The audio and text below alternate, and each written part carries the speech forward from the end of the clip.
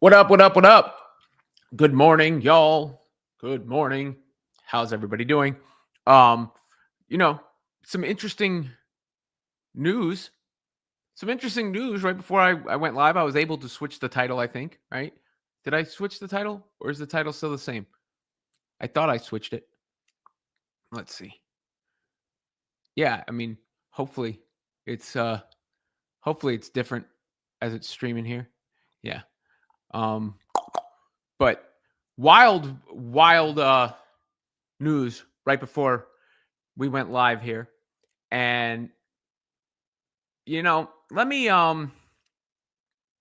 say something here. Actually, in fact, I'm not going to say it. I'm going to let Brianna Stewart say it for me. I'm going to go ahead and let Brianna Stewart open the show and the festivities on my behalf. Okay? Because she probably said it as well as I could have at the end of the Liberty's last loss to the Phoenix Mercury. Here's what Brianna Stewart had to say that kind of sums up the entire mood right now at this moment in time. What the fuck? What the fuck?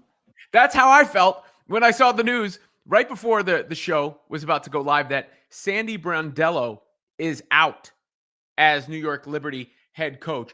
And that is one of the most coaching is as unforgivable an occupation as there is, because Sandy Brondello won a championship last year for the New York Liberty. But they put this super team together and they weren't super. And apparently that means they need to succeed her with someone who they think can do the job better for Brianna Stewart and company.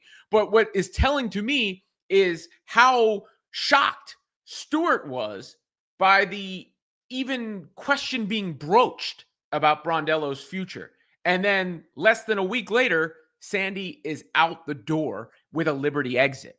That is the thing that is stand out to me is the question was actually asked, and the Liberty didn't have exit interviews, but this is the full context of what I was just saying there. This was the full question to Brianna Stewart and answer and response after the loss to the Mercury that eliminated New York. What would you say to those who question whether Sandy should be here next year to coach you guys again? What the fuck?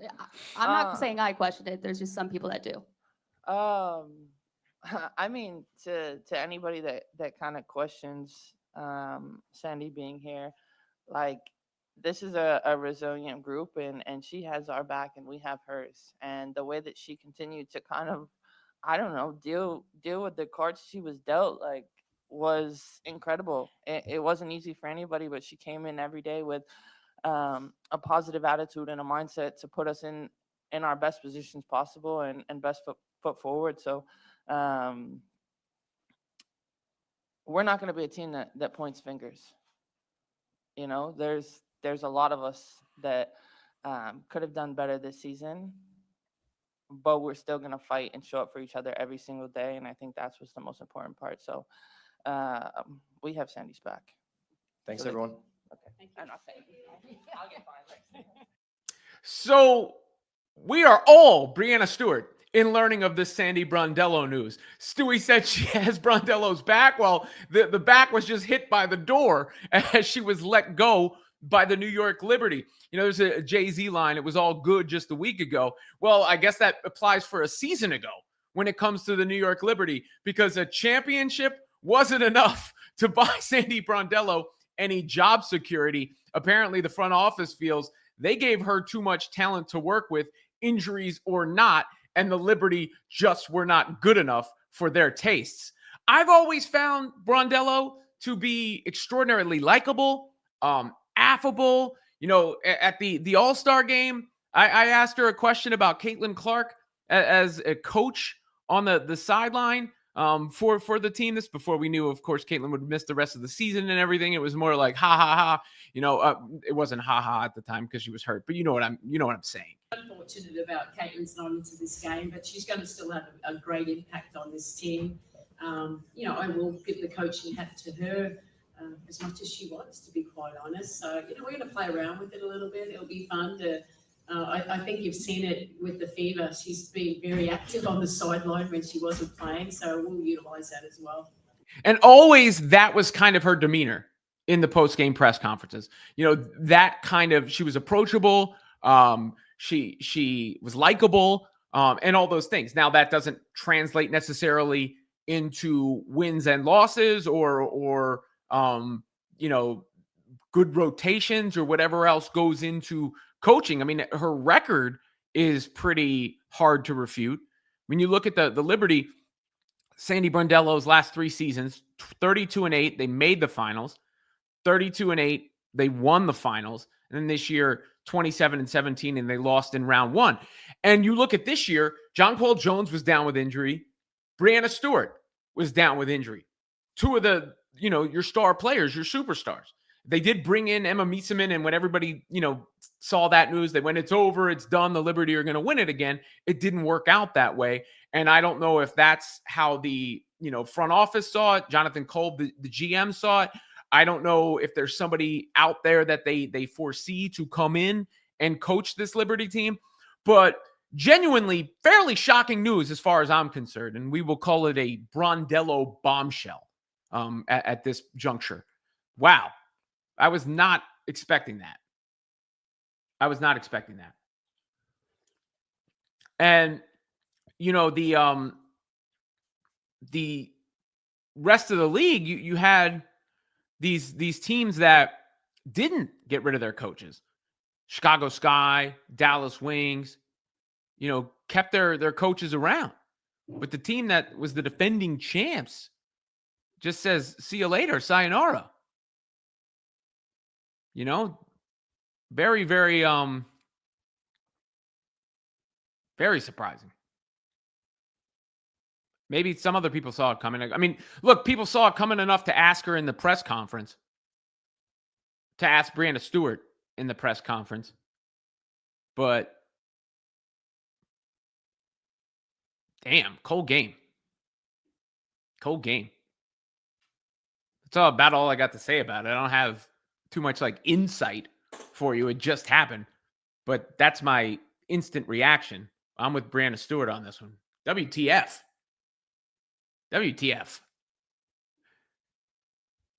Shocking. And they're going to look for her replacement. I mean, damn, you would think that would buy you more time. One would believe. I mean, they think, they almost didn't win the championship. I mean, you can ask Cheryl Reeve, it was stolen from them. That factors into that. It's one of the reasons the Lynx are on the mission that they're on right now.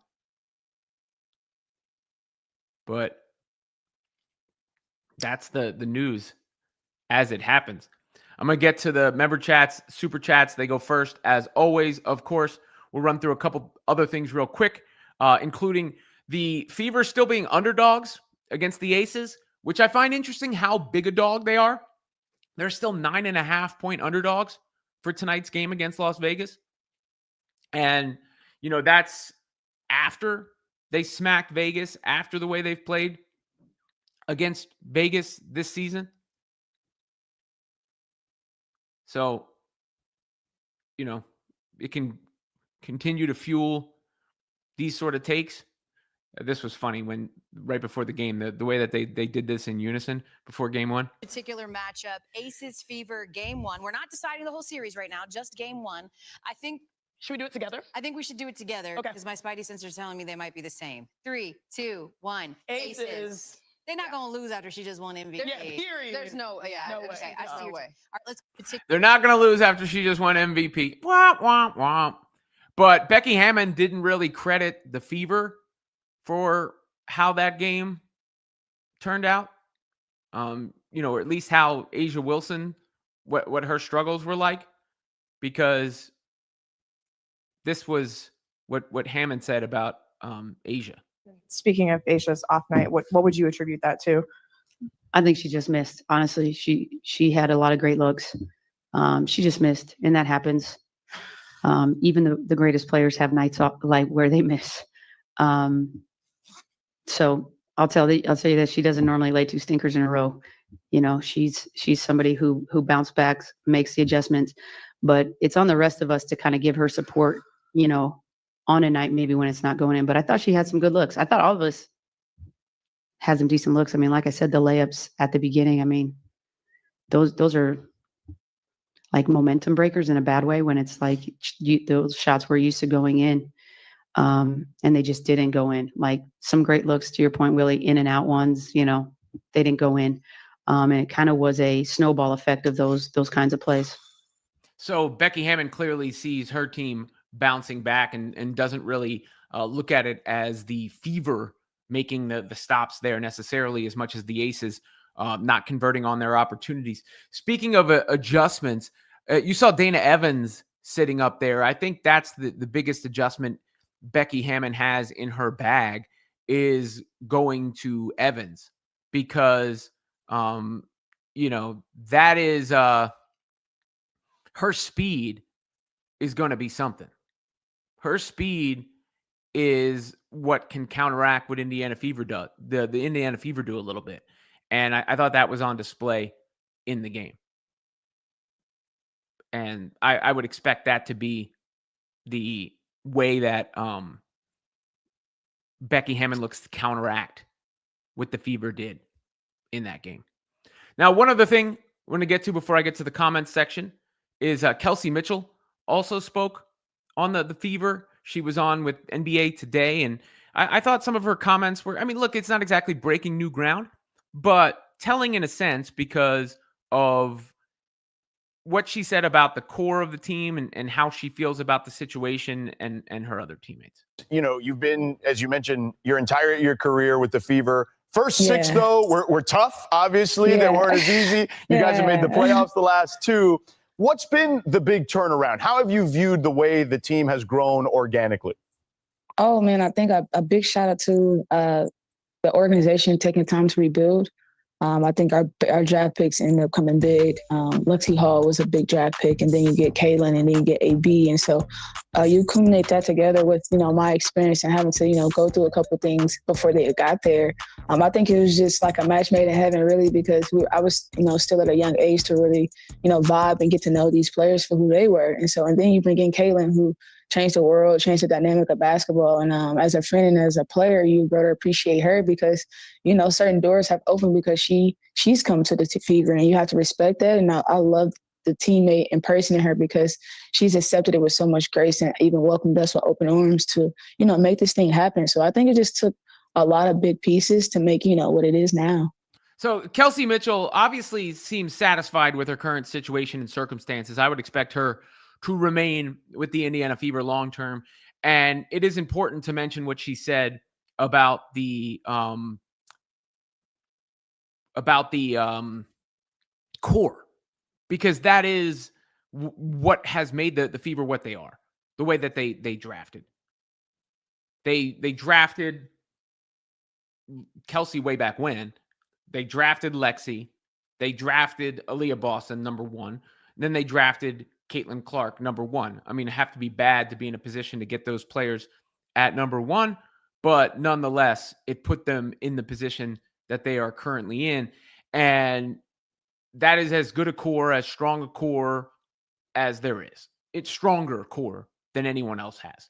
And that's why I said what I said yesterday about, the Fever not just being in position to exceed expectations this year, but to be in position for a dynastic type run, depending on how things come together. Because that core 4 of Caitlin, Kelsey, Aaliyah, and Lexi is going to be there. And it's how you shape around that. Obviously, they're going to want to bring some of the players from this team back. Sophie Cunningham has made her mark. You've gotten the players that have stepped in and contributed. Natasha Howard has picked it up as the season has gone along. The free agent signing, the draft pick in KK, Brianna Turner playing big minutes in the playoffs as a free agent signing, Ari McDonald as a hardship player, and Odyssey Sims, and so on and so forth. But that core is the foundation of the Fever, and it appears that Kelsey Mitchell is planning to be a part of that, not just now, but going forward as well. And it goes to show prospective future free agents and pieces what the Indiana Fever offer. So I thought that was an interesting interview with Kelsey. Let's get to the comments now. I'm not going to do a super long show today, but I did want to get in, as I've set those expectations for myself. And let's start with the super chats and member chats. Stern, a.k.a. Chris, playoff coaches getting canned, yet Mr. Man Bun. Well, I mean, to be fair to Chris Koklanis, he didn't have that much to work with. He's a first-year coach. I don't know if that was necessarily all his fault or anything. It's always easy to pick on the coach. And it's easy to take something they say in a post-game press conference, or the fact that he looks like, he brought his yoga mat and his almond milk to the post-game press conference, and then say he's a bum or should be dismissed. But generally, I don't have a complete issue with that. Page was a rookie. Leah Boston went to the Fever as the number 1 pick, and they sucked enough to get Caitlin Clark. Obviously, Christy Sides got fired after going to the playoffs with the Fever. So it's not simply about the results. It's the dynamics behind the scenes, how the your boss feels about you. And for Kurt Miller to fire Koklanis that quickly would be an admission of his own failure. Also, it was announced for the Sky. Well, it wasn't announced. It's been reported by Andy Costable that the Sky will retain Tyler Marsh next season as well. So the two worst teams not moving on from their coaches, but the team that most recently won the championship is.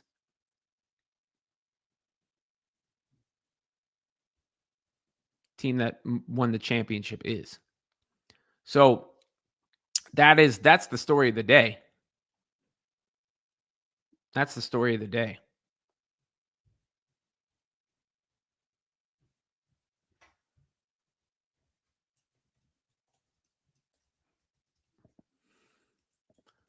Let me get to some of the more of the comments.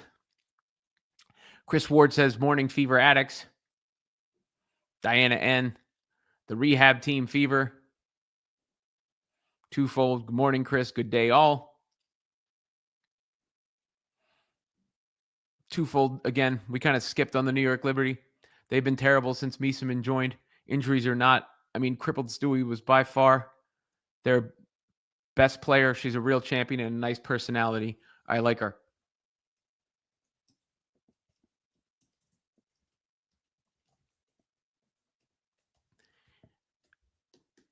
But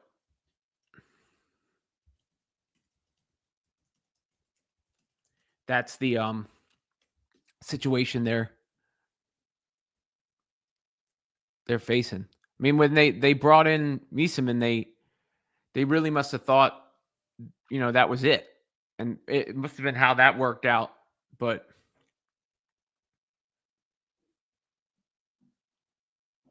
it is a brutal business.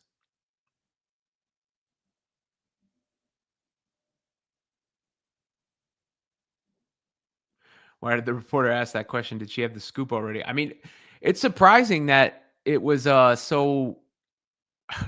I guess it was more out there than I thought.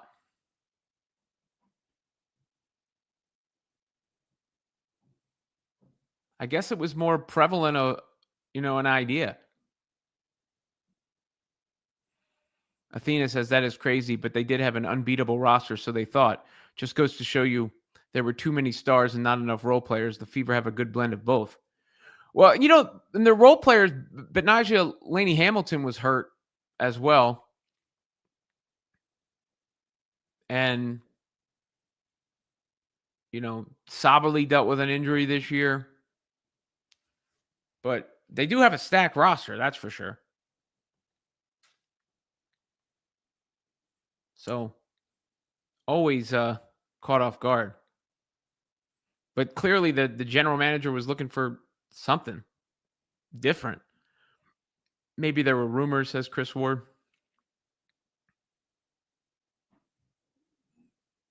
Athena thinks Brondello will get picked up pretty quickly. Member chats, super chats go first. Get those likes and subscribes in, please, folks. Por favor.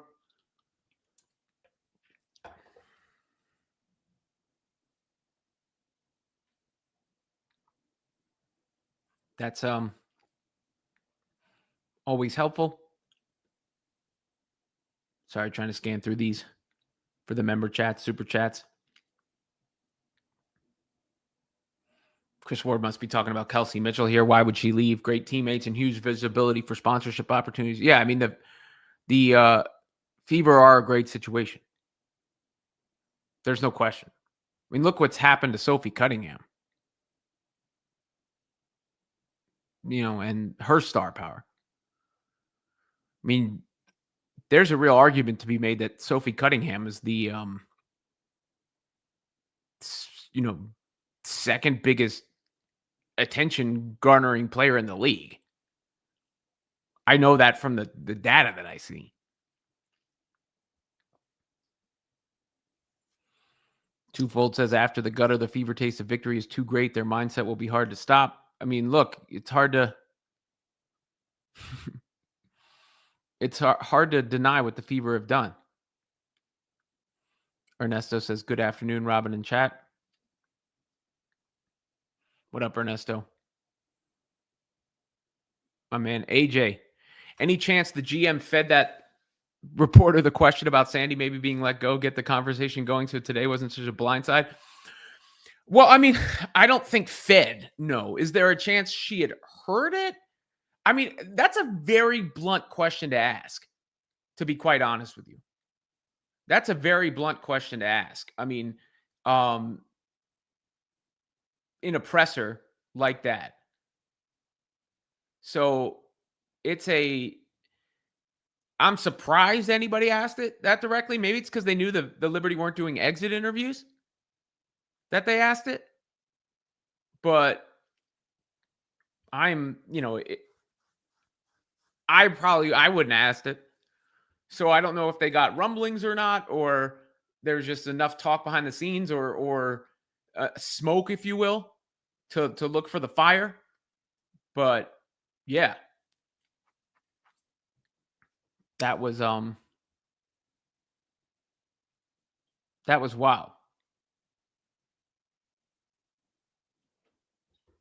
That was wild.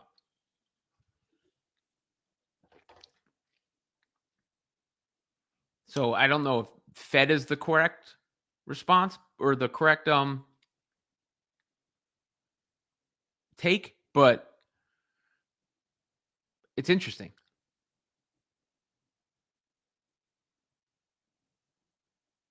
Perhaps Storm and Liberty do a swap. I don't know. I mean, I'm thinking the Liberty must have something in mind to make a move like that. They must. They must have a coach that they really feel. I mean, maybe they just do a full search. I don't know. I just feel like you don't make a move like this if you don't have somebody in mind, especially with a championship winning coach. Dixie Forbes, Gorby, what is the purpose of an exit interviews? Basically, it's just to give the media and the players a chance to, to address things. That's it. There's no requirement. But, when the Sky don't do exit interviews for Angel Reese and Ariel Atkins and Courtney Vandersloot, you know how people are going to react. And what they're going to read, how they're going to read into it. I suppose. And in this case, the Liberty opting not to do exit interviews tells me this may have had something to do with that. Right? Because it's not, look, I've dealt with the New York Liberty, and they treat the press great. The media relations are great. No complaints whatsoever. So it was a little like, they're not doing exit interviews? Because it seems like something they would do. So this makes it make a lot more sense now, because they didn't want the players to have to address this news, and they knew they were making this move. Now, who was all in on that? Of course, it's impossible to know, but that makes sense. Those things go together now. The fact that the Liberty didn't do exit interviews. Get those likes and subscribes in, please. Member chats, super chats, and all of those things. Yeah, definitely a surprising move.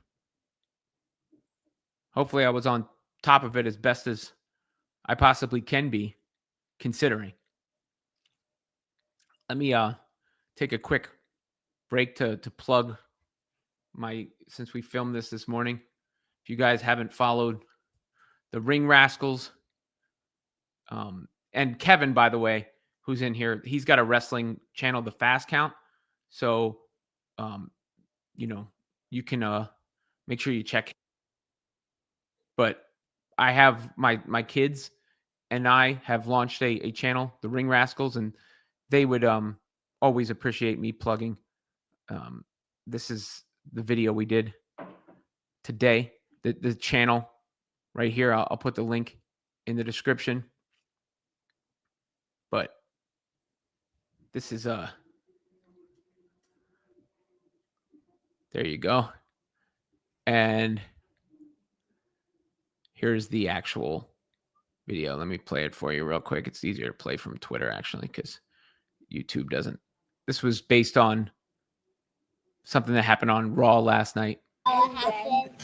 You guys know what happened to Rhea Ripley? Yeah, Oscar's been resting her face. I don't know what happened. The Kabuki Warriors betrayed Io Sky. How do you think Rhea looked? Like a Smurf. So I thought this is really good because there's now a lot of people that face Stephanie Baka, and WrestlePalooza is trash. Why is she all blue? Asuka spit mist in her face, dude. We just talked about that. She spit all over like her? Yeah. I'm disappearing into the mist. Yeah. And that was Ronnie at the end there. I just want to give a special shout out to Ronnie, because Ronnie is so supportive of me and so proud of me. And it really does mean a lot. And she's super excited about something I'm working on. So it keeps me going. So thank you, Ron. I love you. As I tell you all the time, you are the kindest person that I know. And if you ever want to keep the chat going, there is the Facebook group, which is also linked in the discussion. I'll get back to the chat now, member chats and super chats. Always good when the news breaks before the show, to be honest. What has happened to my Liberty? I'm so distraught, says Ernesto. Yes, Sandy was fired, for those of you just catching up. Brett Atwood, crazy news about Brondello, for sure. Super chat coming in. Why was Sandy fired? I don't understand. Dallas, Sky, and Sun had worse seasons, but their coaches remain. I guess, to me, her contract was up, so that's one thing. They didn't want to renew her contract. And then on top of that, they must have decided that they didn't think she got as much out of the team as they were capable of. Maybe they even have felt they should have done better over the last several years. I have no idea. You have to ask the GM that question. mean, they brought in Miesemann, so they, clearly thought that was the kind of move to put them over the top. But in Brondello's defense, again, she did just win the championship last year, albeit, it wasn't under the most clear, non-controversial circumstances. And then she had injuries all year this year. I mean, John Cole Jones was out for a large chunk of the season. And on top of that, Brianna Stewart was out for a large chunk of the season. So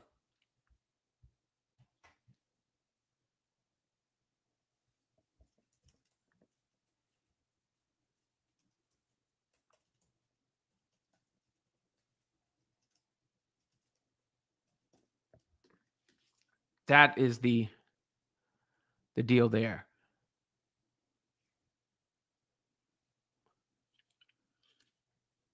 Sparks would never pull a Liberty move. Kevin's just a big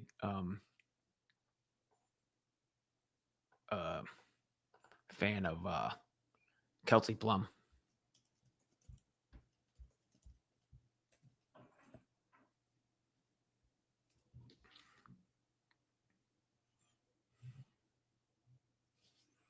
So I thought the Chicago Sky coach would be toast. So did probably some other folks. But, again, it was his first year on the job, and a lot went wrong there.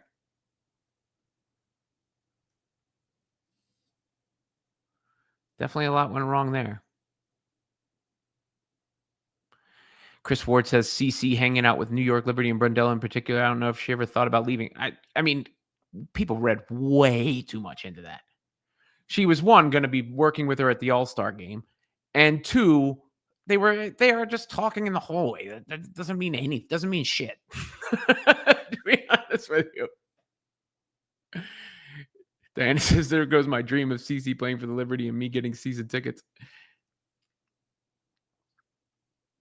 Joe Lala, I'm excited to go to the game tonight. Next game. Yeah, she sent some cool photos and videos in the chat.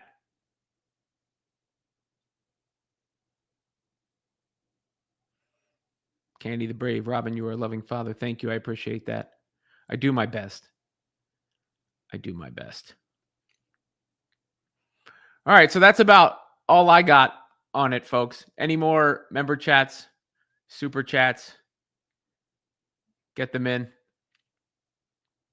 Brett Atwood says, I feel like Fever ownership would walk through fire to keep CC there. First of all, Caitlin has said she's basically a lifer there. She's already said that. Secondly, yes, of course. Everybody knows where the bread is buttered, even in the midst of this run.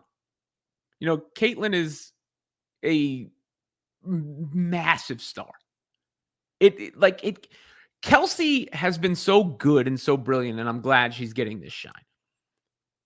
But any of the other players in the league, doesn't matter who you're talking about, whether it's Angel or Paige or any other player, none of them are even in the same universe as Caitlin Clark when it comes to star power and draw and all that. That is not my opinion. That's just the truth. And yeah.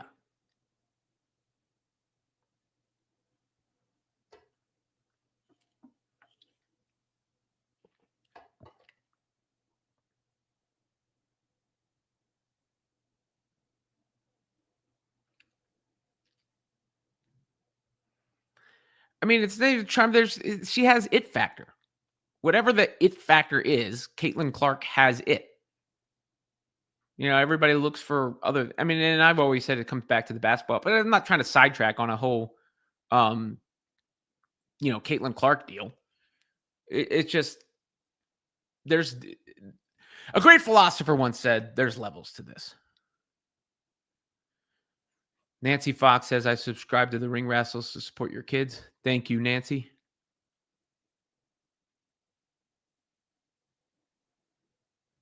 Thank you very much, actually. That wasn't enthusiastic enough. Thank you, Nancy. I appreciate that very much. We'll see how much I can get. I got so many things I'm trying to balance at the same time. Chris Ward says we need to win tonight. Look, I mean, we'll see. I'm very interested in how the game between the Fever and the Aces goes tonight, because I think it'll be telling for the rest of the series. Obviously, if the Fever win, it's a wrap. It is a wrap. But it depends on, if the Aces win, how they look, will give us a good indicator, I think, of how the rest of the series will go. Very telling game 2 tonight. No question. All right, any more member chats, super chats, get them in right now. Appreciate y'all as always. Brett Atwood says, I'm just ready for the MVP chance in Indy when they introduce Kelsey. Look, Chloe Bibby wore that MVP shirt to the game the other day. So that was, on Asia's turf. And Kelsey Mitchell's been the best player in the playoffs, I would say. Period. Best player in the playoffs. Now, what do the Aces have for Kelsey tonight? It remains to be seen. How do the Fever, do the Fever just have the Aces number? I think we'll get the answer to that later. And there's, only a few teams left playing. The Fever and the Aces, the Lynx and the Mercury. But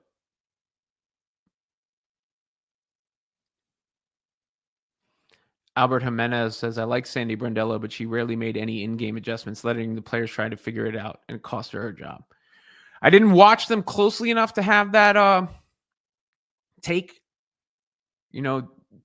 game in and game out, like, what adjustments were. I'm sort of looking at it more macro. I've obviously seen a bunch of the Liberty and followed them very, very closely last year, including in the finals and the like. But with the injuries and everything, I just sort of chalked it up to the game. I did not expect that move. Did not expect that move. It's one of those ones that I think probably caught everybody a little off guard. Brondello did coach with a light touch. Well, yeah, but the other side of that is like giving players freedom and leash, right? Like you can argue that both ways always. And in the instance here, I mean, with the there's that Mike D'Antoni sort of approach of letting the players play ball. And Sandy Brondello did seem to not be so much of a dominating personality, though I saw one of her speeches where she really tore into the team.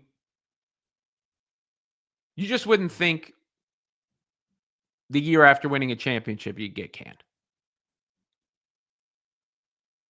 Generally, that's not how things work. But alas, that's where we are today. All right, y'all, that'll do it for me. I'll give you another 90 seconds if you want to get any more member chats or super chats in, any likes and subscribes in. Otherwise, I will see you tomorrow after the game. After the games. I see people asking about Damiris Dantas. Sorry. She is still in concussion protocol, so she's not playing. She will not be playing in the game tonight. And no, that doesn't mean anything for Caitlin Clark. By the way, I know there's been some speculation. Apparently, according to the rules, Caitlin Clark just can't come back, which, of course, is a bummer. But at this point, we should have all moved into the acceptance phase there. All right, y'all. Until the next one.